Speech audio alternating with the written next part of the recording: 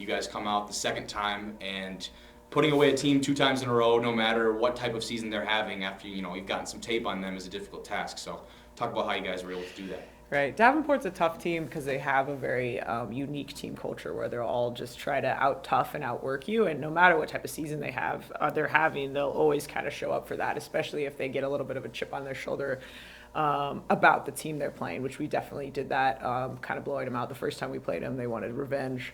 So they came out really tough for 3 quarters is what it took for us to kind of break them eventually. But they're a really strong athletic team, and that athlete pair up, they had some people hurt the last time we played, and we were taken a little bit off guard. We kind of just expected them to roll over, despite anything I had said that they would not do that.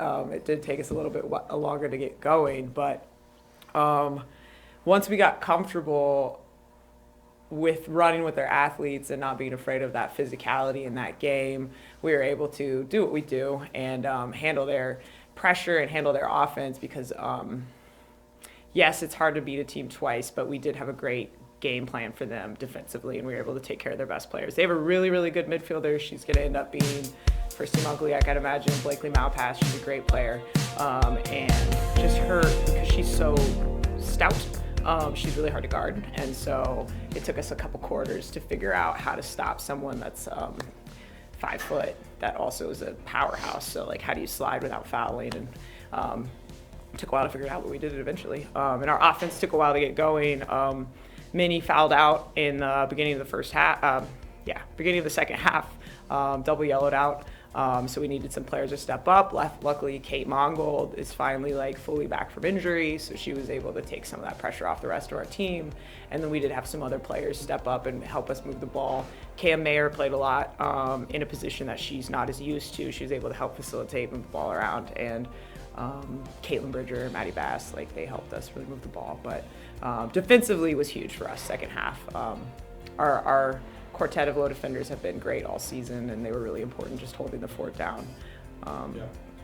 So it was good to see that, because I think we're going to see a really similar type of intensity in our matchup against Concordia St. Paul. So it's being able to show that we can, even if we start a little slow, eventually pull that out and be able to handle a team in the same way strategically that we did the previous time is going to be important, because obviously this will be the 3rd time we play Concordia St. Paul here in a couple days. So yeah. The quartet, I like that. Quartet, yes. Now, like you had said, it took a couple quarters, even past the half, to really figure that out, to turn the switch, unlock what you guys needed to have, what you wanted to see, tied 8-8 there, and then you go on and score 5. Yeah. What changed? I'm assuming it wasn't just an individual effort, like you had said, a lot of different contributions. Yeah, we finally figured out kind of where the holes in their defense were and how to stop attacking the same spot over and over again to get the ball moving. Caitlin Bridger figured out where to attack from the side, and her and Kate Mongold worked really well together on that left side when you're looking at the goal. They were able to figure that out, which is really good. And just the ball movement in the 4th quarter really is what really turned it on, because we kept getting stuck with the ball in weird places in your non-dominant hand and just not setting up scoring plays correctly, because you're just trying to pass the ball fading away, trying to shoot the ball fading away. Like, how can you try to turn that corner instead of end up floating towards the 30? So it's hard when your attacking leader mini fouls out. Like, that definitely shocked our team. Looking back at that, I should have called a timeout right away. Should have made sure everyone was on the same page offensively. But they figured it out eventually, so it's good. They were able to carry through, and as we subbed people in, they took the attacking plan with them. So looking back, there's obviously things I would do different, but it worked out.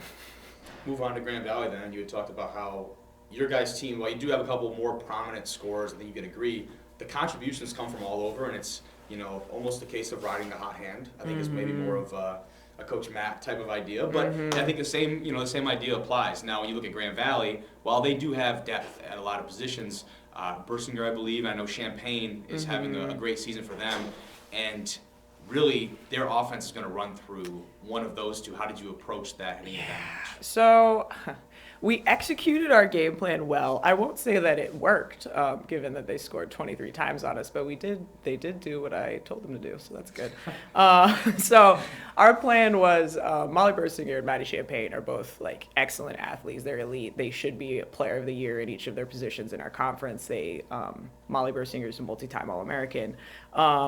We wanted to, as soon as those two were ISO'd, and number 2, Maggie Hammer, as soon as they're ISO'd, send a double. And what we didn't do well is after that double went, anticipate that they're going to then skip the ball, like skip past to the other side, and then catch us off guard on the backside for either like an easy foul that leads to an 8-meter, and Grand Valley makes their 8 meters at an alarming rate, or we're just going to miss that slide totally, and then it's a one-on-one with Hannah. So we were able to create some panic early on, but once they figured out how to skip that ball and move it from side to side, they had their highest assists of the year against us on Sunday, which isn't great. So while the pressure was what we wanted and they followed my game plan, ultimately I think if we end up playing them again this season, we're going to have to switch some things with what we're doing on the off-ball side and play with, like, what can we do pressure-wise while not giving up that backside, because we're just not experienced enough to have the shifting and communication you need to be able to go from pressure on ball to skip to then pressure on the offside. It's just too much for something that we haven't worked on for longer than a couple weeks. So maybe going into this into tournament weekend, if we were to see Grand Valley again at the end of this tournament, we're going to have to play with something different because it didn't work.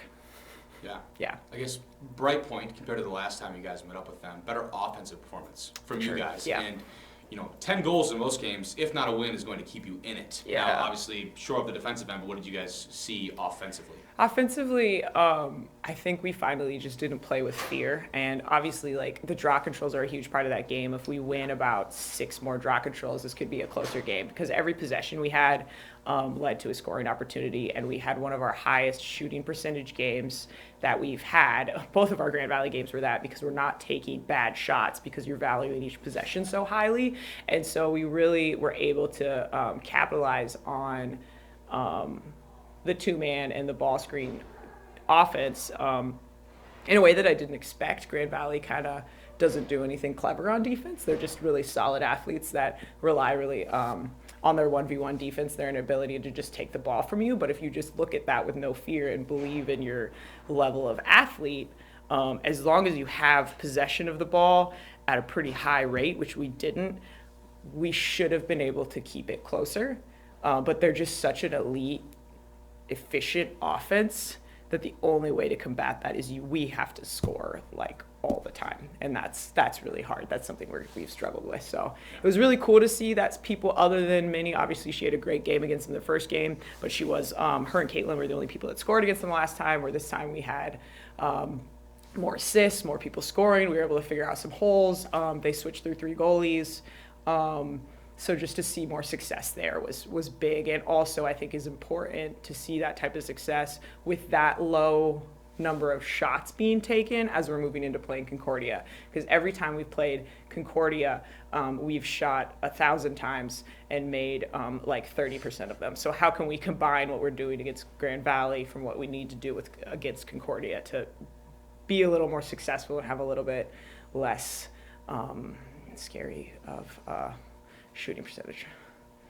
Let's talk about postseason, going down to Grand Valley. Obviously, like you had just mentioned, matchup number 3 this year with CSP. I talked about it earlier. It's hard to beat a team twice, and especially when they go back and forth like this. It's extremely difficult when you have this number of limited teams in the conference and you see these competitions. So talk about your expectations for that one. Yeah, it's hard to beat a team twice. It's even harder to beat a team 3 times. So Concordia St. Paul is really, really young, but they do have a ton of talent. Lauren Sheets, who's one of their freshman low attackers, is second in the league in scoring, and they have a couple other really powerful stat leaders, and they are just very talented overall, and they do have the unique advantage of they've had now 2 weeks to prepare for us, because they knew they were playing us since we beat them last week. So it's hard because they've been scouting us. They'll be prepared. They're going to try to stop our offense, all that sort of thing. Where we've had to prepare for 2 other games in between then, and it's going to be about same thing as we played them last time. Like, can we make our offense efficient instead of just throwing the ball at the goal? Because every time we play them, we seem to really, really struggle with that. They're a really physical defensive team, but we have been in the past been able to like pass and move through that. And then offense, they have a lot of talent, but as long as we show up and communicate and really do our defensive plan, it should be close. But I mean, it was a 2-point game and then a 4-point game. So I have no doubt that this is going to be a close competitive game that we're going to have to show up, play well, and be the mature, older team that we are to be able to win again. Yeah. Yeah.